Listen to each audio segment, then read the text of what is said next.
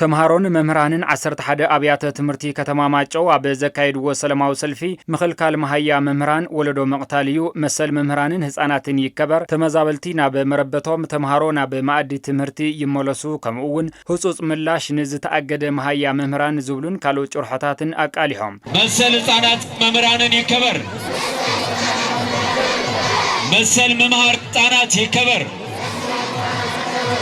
ክልከላ መሃያ መምህራን ሕቶ መንባርን ዘይ መንባርን ብምዃኑ ዝምልከቶም አካላት ትኹረት ክገብሩሉ ዝጸውዑ ድማ ሰልፈኛታትን መምህራንን ተምሃሮን እዮም አነ መምህርየ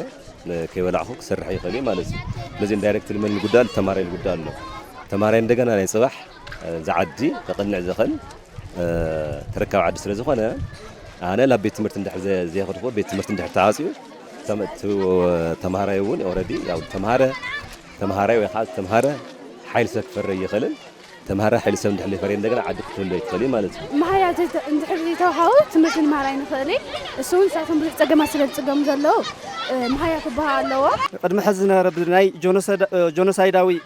كوينات بصحوا زنبره بتدغاغا محزون يوصح سلو زلو نزي تغنزيو منغستي بهصص فتح مهيانا كخفلنا لو ابو ومبر محبر ممران ከተማ ማጨው መምህር ይግሳ ሓጎስ በመንግስቲ ኢትዮጵያ ዝተነበረ ክልከላ መሃያ መምህራን ነቲ ካብ ወርሓዊ አታዊው 35 ሚታው ስራሕ ግብሪ መንግስቲ ብምኽፋል ጉቡ ዝፍጽም በዓል ሞያ መሰሉ ዝጥሕስን ዓለም ለኸ ሰብአዊ መሰል ዝጻባን ይብሉ ኢኮኖሚያዊ ዕጽዋ ብምፍጣር ናይ መንባር መሰል ዝጻባን ሞራላዊን ማሕበራዊን ሓላፍነት ዝጎደሎ ተግባር ብምዃኑ ዓለም ለኸ ማሕበረሰብ ድምጽና ሰሚዑ ጽዕንቶ ከዕርፍ ምእንታን በሰላማዊ ሰልፍ መንገዲ ድምጽና ክስማዕ አድላይ ኮይኑ ተረኺውሎ ከንቲባ ምምሕዳር ከተማ ማጨው አይተ ጌታቸው ሰገድ አብ ማሕበረሰብ ትምህርቲ ዝተነበረ ክልከላ ንሕገ መንግስቲ እዚ ሃገርን መሰረታዊ ድንጋጌ ውድብ ሕብራት መንግስታትን ዝጻባእ ካብ ምዃኑ ብተወሳኺ ድሕሪ ውዕሊ ፕሪቶሪያ አብ መረጋጋጽ ጽሬት ትምህርቲ ዝተመዝገቡ ውጽኢታት ንድሕሪ ዝምልስ ስለ ዝኾነ ማሕበረሰብ ዓለም መሰረታዊ ፍታሕ ክመጽእ ጸቕጢ ክፈጥር ሓቢሮም ሕዚ አጋጢምና ዘሎ ጸገም ካብ ሕሉፍ ዝኸፈየ እዩ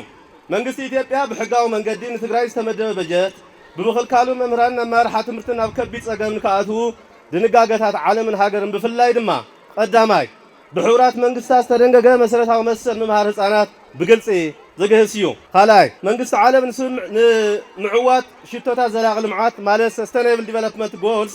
زعته وقال زعصفيو ثالثاي منقصة فيدرال أو حاجة منقصة فيدرال يكون أبوليسي تمرتي زهاجر ترنجا معرضة مهار مسألة أنا زتحسيو